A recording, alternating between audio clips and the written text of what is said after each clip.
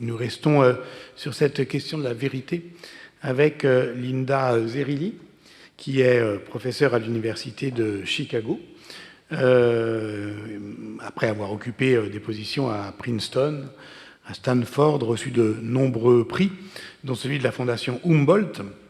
Ses recherches abordent les questions d'études de genre, de féminisme, de théorie féministe au croisement du langage, de l'esthétique et de la démocratie. Citons parmi vos derniers livres, Feminism and the Abyss of Freedom, à Chicago, en 2005, Democratic Theory of Judgment, 2016, et Democratic Theory of Truth, Chicago, 2025. C'est très exactement de cela dont il s'agit dans votre communication, Foucault and Democratic Theory of Truth.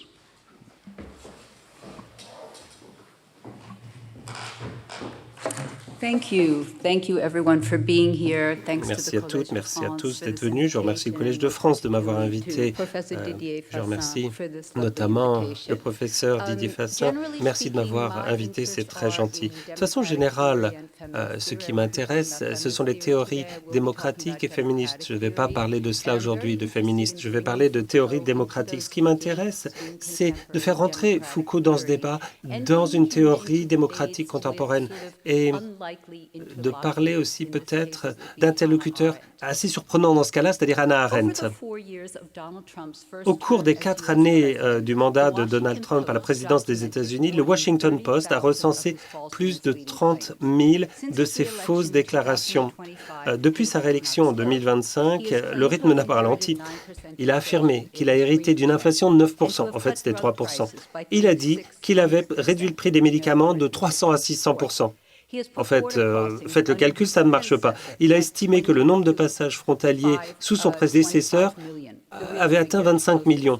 Le vrai chiffre, en fait, il est entre 5 et 7 millions. Et il a dit aussi que les immigrants illégaux avaient déposé des millions de demandes frauduleuses concernant les prestations de sécurité sociale. Mais il n'y a aucune preuve. Il s'est attribué le mérite d'un cessez-le-feu entre l'Inde et le Pakistan que l'Inde dénie, et il a insisté pendant des mois sur le fait que la guerre illégale que son administration en collaboration avec Israël a déclenchée contre l'Iran était gagnée.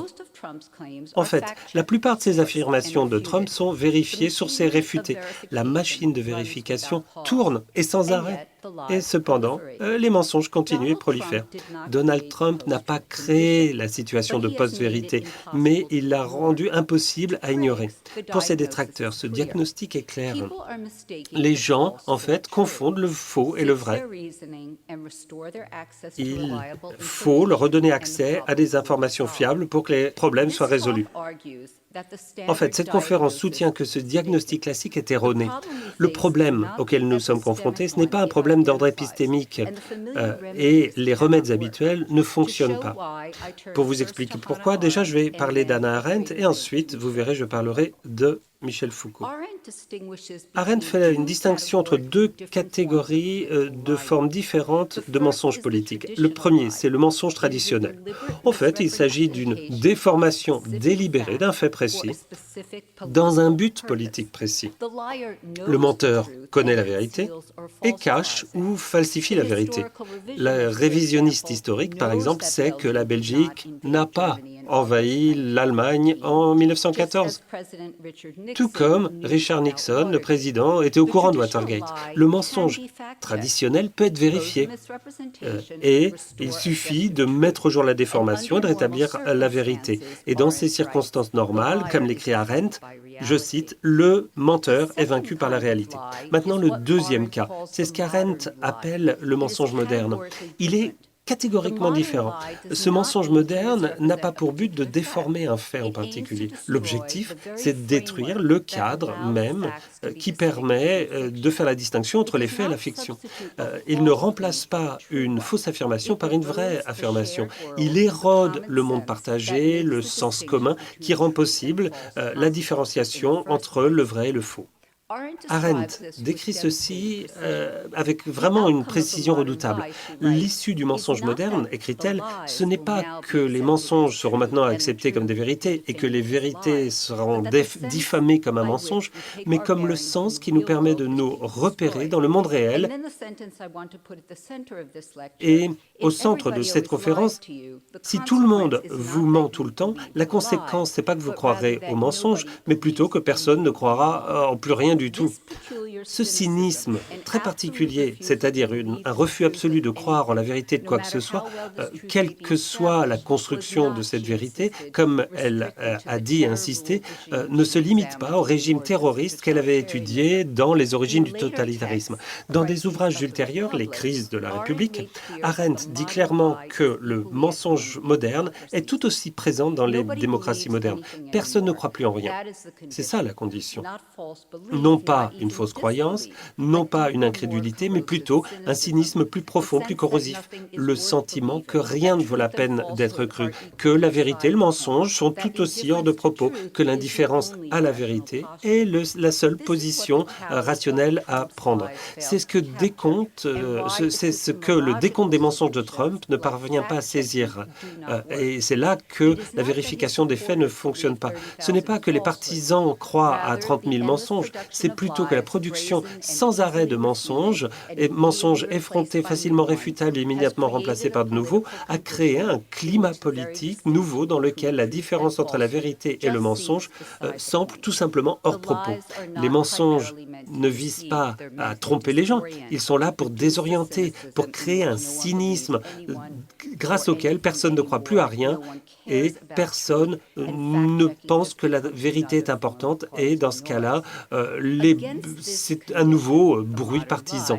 Face à cette situation, le remède habituel est structurellement impuissant. Une accumulation de faits ne peut pas restaurer le monde partagé que le monde moderne érode. Donc, le problème n'est pas un problème épistémique, c'est un problème politique. C'est la dissolution du royaume public, de la sphère publique, ce monde partagé où les faits peuvent acquérir de la force, où les opinions plurielles s'affrontent, notamment.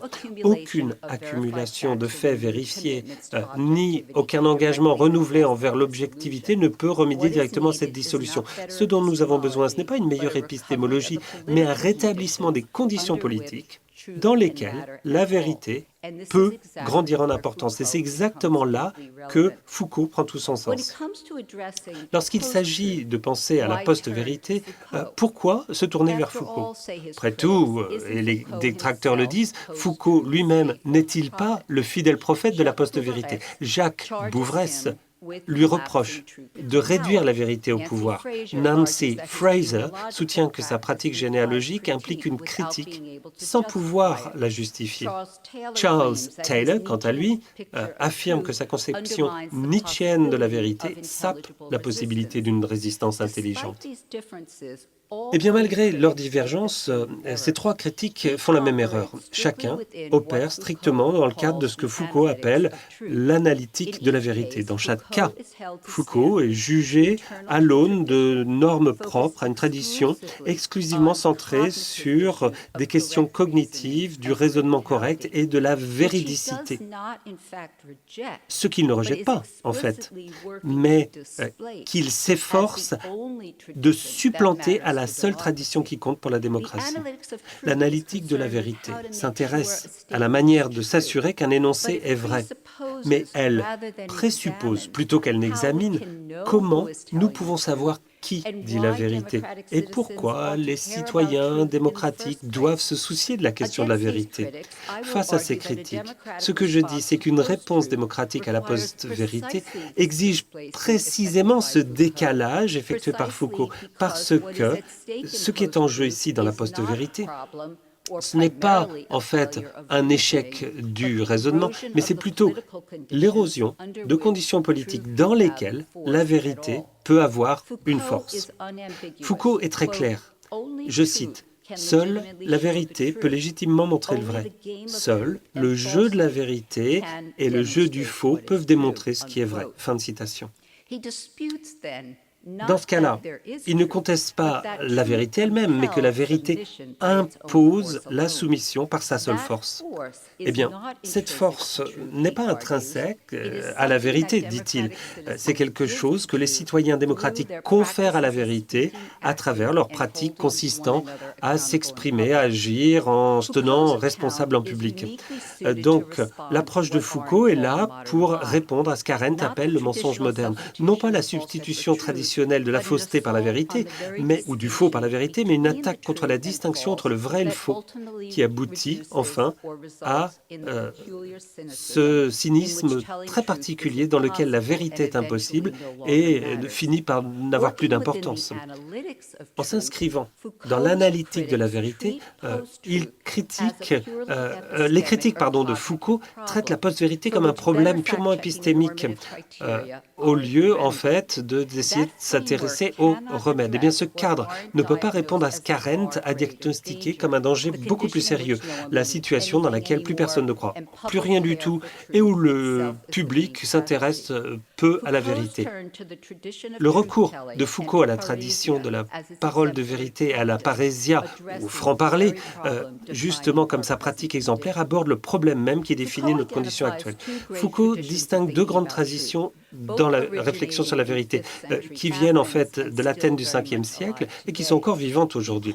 Il les appelle les deux aspects, les deux facettes de la grande problématisation de la vérité, qui marque la fin de la philosophie présocratique et le début d'une nouvelle philosophie qui est toujours notre philosophie aujourd'hui. La première tradition, c'est celle dont je viens de parler. C'est l'analytique de la vérité. Elle s'intéresse au raisonnement correct et de la véridicité, aux critères formels pour déterminer si un énoncé est vrai ou pas. Le deuxième aspect de cette réflexion grecque sur la vérité, c'est ce que Foucault appelle la tradition de la question elle-même. L'objet principal, c'est pas de savoir si les énoncés sont vrais, mais plutôt qui peut dire la vérité. Pourquoi dire la vérité, c'est important pour la société, et à quel prix dans cette pratique, et quelles sont également les conditions politiques qui rendent tout cela possible.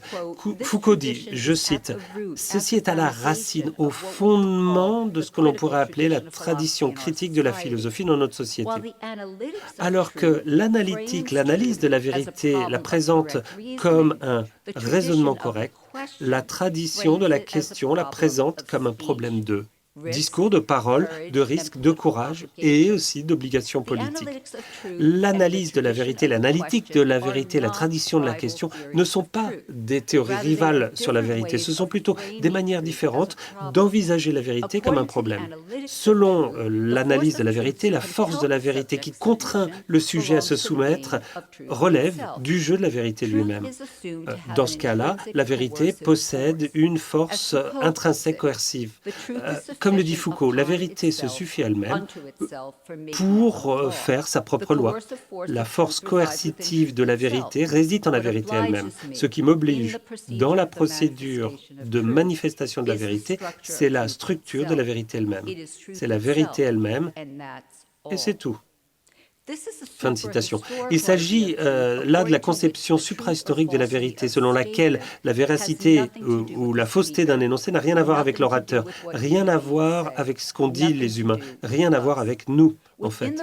Dans le cadre de l'analyse de la vérité, le problème contemporain de la démocratie et de la post-vérité, c'est celui d'une perturbation cognitive. Il y a quelque chose qui empêche les citoyens de suivre la vérité comme ils devraient. Rétablissez ce mécanisme de suivi et la force de la vérité fera le reste. La vérité elle-même imposera un accord cognitif et une conformité parmi des sujets socialement divers.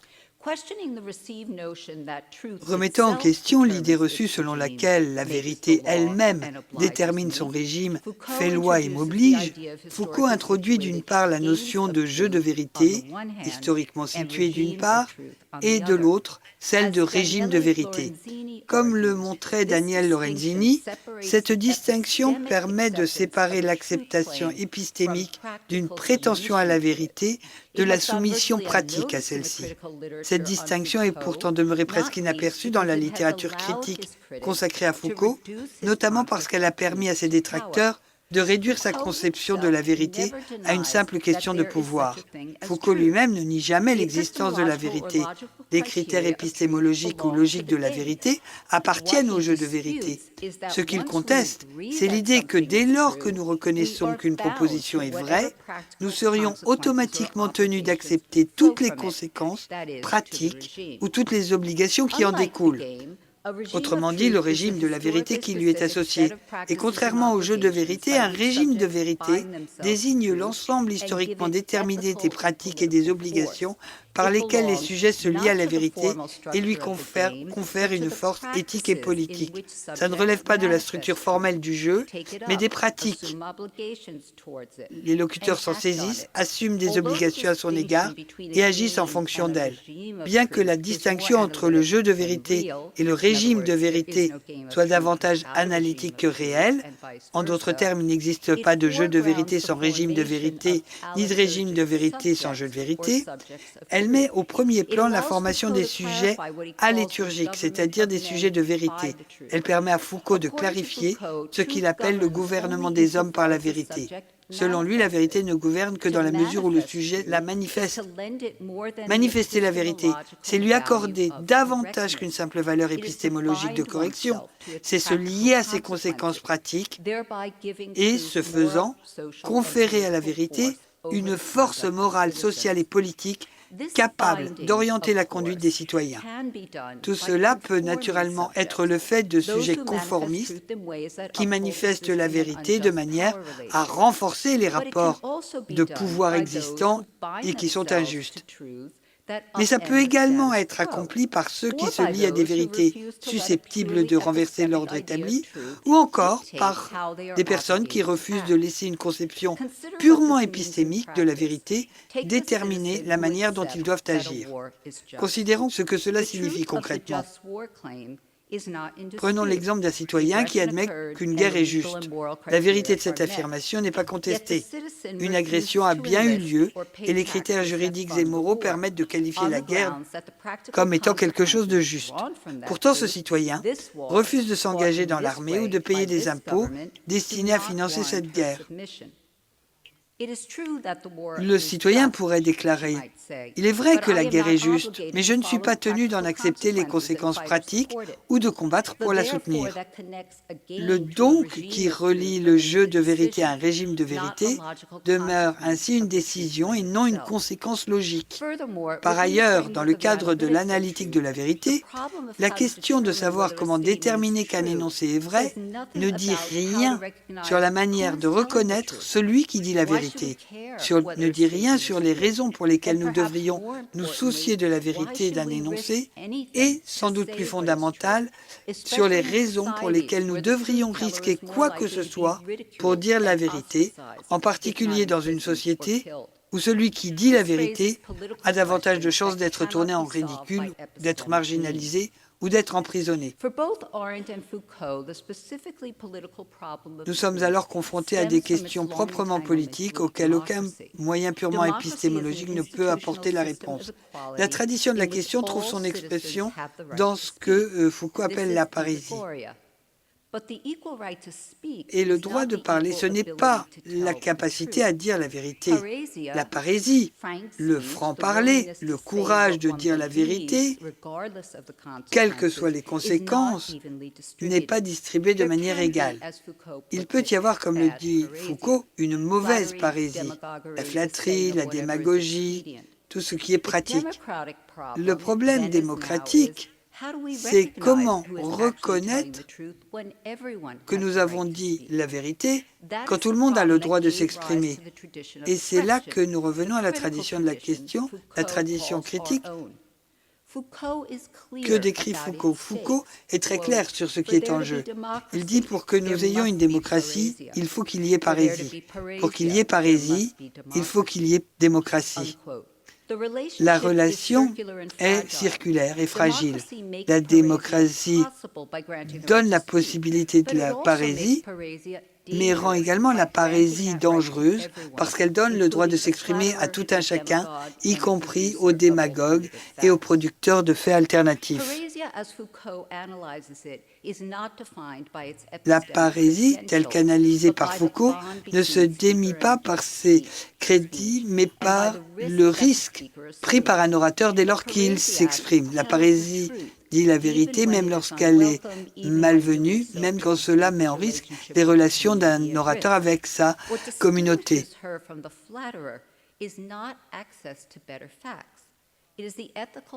En fait, vous avez les qualités éthiques d'un discours qui font la vérité, la capacité de dire les choses au risque d'un coût personnel. Et réduire la pensée à la correction du raisonnement fait qu'on a de plus en plus de cynisme dans l'expression des situations. Mais ce n'est pas tout. Il y a également de plus en plus de cynisme vis-à-vis de la possibilité de critique. Foucault nous dit que la parésie et sa première fonction, c'est d'être critique, de critiquer le soi, l'orateur ou l'interlocuteur. Il écrit « La fonction de la parésie, ce n'est pas de faire la démonstration de la vérité, mais ce n'est pas une discussion ou un débat sur la vérité avec quelqu'un d'autre. La parésie, c'est une forme de critique qui vient de plus loin et qui vient du bas et qui est dirigée vers ceux qui sont en haut. Le parésie, ça a toujours moins de pouvoir que la personne à qui il s'adresse. Donc, dans le discours, ce qui s'exprime, c'est plus que la vérité, c'est le risque de voir émerger une vérité qui dérange. Et en fin de course, c'est l'effet que ce franc-parler va pouvoir avoir sur le monde que nous partageons.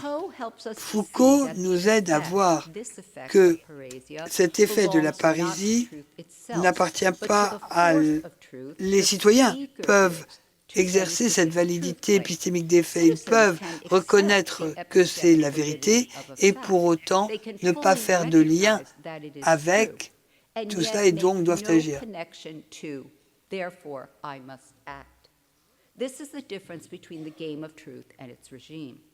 Et c'est là la relation entre le jeu de la vérité et le régime de vérité. On peut maintenant voir ce que cela produit et voir que nous arrivons à une situation aujourd'hui où plus personne ne croit quoi que ce soit.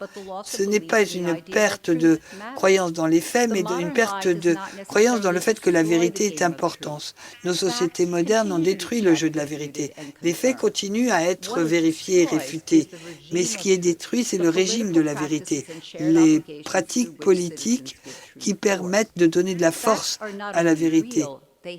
Les faits ne sont plus juste une réalité, ils ont une importance politique. Et dès lors que nos pratiques sont érodées et que le cynisme a atteint un point auquel plus personne ne croit en rien du tout, alors la vérité peut continuer à exister, mais elle existe dans le vide. Et la vérification des faits ne change rien. Tous les exemples illustrent bien cette situation. En 2005, le Sunday Times de Londres a publié les mémos de Downing Street qui révélaient que l'administration Bush avait monté de toutes pièces les arguments justifiant l'invasion de l'Irak. En Grande-Bretagne, cette révélation a bien failli faire tomber le gouvernement de Tony Blair. Aux États-Unis, elle n'a été révélée que par une poignée de sénateurs et a été écartée comme étant une histoire ancienne. Les faits étaient disponibles, vérifiés, reconnus, avérés, mais n'ont eu que peu, voire aucune conséquence politique immédiate. Comparez cela aux Pentagon Papers, les documents gouvernementaux classifiés sur la guerre du Vietnam que Daniel Ellsberg a transmis au New York Times en 1971. Une grande partie de ce qu'Ellsberg avait révélé avait déjà fait l'objet de débats publics pendant des années. Mais ce qui était nouveau, ce n'était pas l'information elle-même. Ce qui était nouveau, c'était l'acte de la divulgation. Un homme qui savait qu'il risquait la prison à vie vie pour espionnage, décidait de déclarer publiquement « Voilà ce que je sais et je suis obligé d'agir ». Cet acte créait une vérité politique.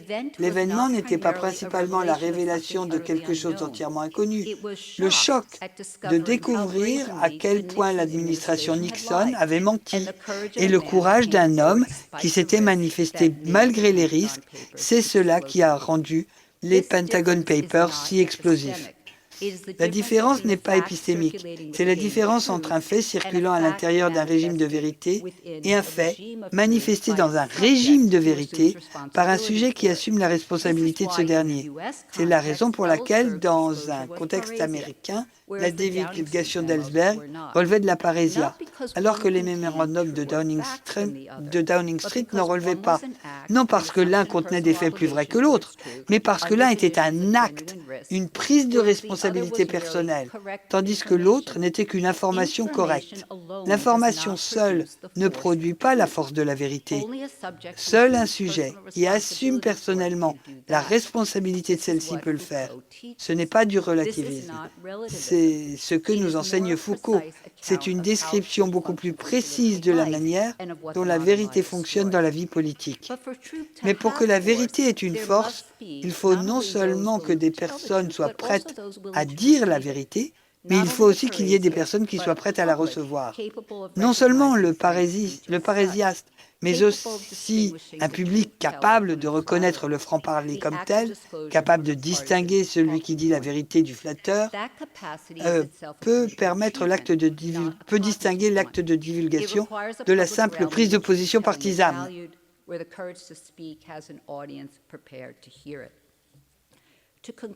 En conclusion, le débat sur la post-vérité tel qu'il est actuellement mené présente le problème de la vérité en démocratie comme une question cognitive. Les citoyens ont eu de mauvaises informations, ils ont été manipulés, ils n'ont pas raisonné de manière correcte, le remède est de nature épistémique, il faut leur donner une meilleure information et des mécanismes de vérification. Mais Foucault ne nie pas l'importance de ces éléments, mais il soutient que le problème de la vérité est beaucoup plus qu'une question de raisonnement. Lorsque la vérification des faits est présentée comme une opération purement cognitive, alors même que l'expertise remplace le jugement et que le noyau de la vérité est supposé résider dans la vérité elle-même, plutôt que dans des pratiques par lesquelles les citoyens la constituent comme une réalité partagée, nous approfondissons les conditions qui rendent possible l'exercice même du cynisme moderne. Nous renforçons l'idée que la vérité est imposée de l'extérieur plutôt qu'elle ne résulte d'une participation publique, d'un engagement public qui permet aux citoyens de se tenir les uns les autres pour responsables. La tradition évoquée ici, tradition que Foucault retrouve dans son étude de la parésia, désigne un type différent de compréhension. La vérité n'est pas avant tout énoncée, un énoncé que l'on évalue comme vrai ou faux. C'est une pratique, c'est un ensemble de relations dans lesquelles la parole est prononcée et où l'on assume la responsabilité de ce que l'on dit et que l'on accepte les conséquences de cette affirmation. Cela ne signifie pas qu'il faille rendre toute affirmation politique vraie. Cette pratique requiert une sphère publique solide qui permette de la soutenir. Mais cela nécessite également de comprendre la vérité comme quelque chose qui peut être trouvé dans l'opinion et dans l'échange avec les autres. C'est là que la théorie démocratique de la vérité exige davantage que simplement de rétablir la vérité en tant que quelque chose d'important, quelle que soit l'opinion humaine et la vie politique. Mais la culture des pratiques, la pratique parésiastique, grâce auquel cette forme de vérité peut naître dans les sociétés démocratiques, et le lien qui en découle entre le vrai et le agir, peuvent être remis au premier plan. Si telle est la contribution de Foucault au débat, alors c'est, je le suggère, l'une des contributions les plus importantes que nous puissions vivre aujourd'hui. Merci.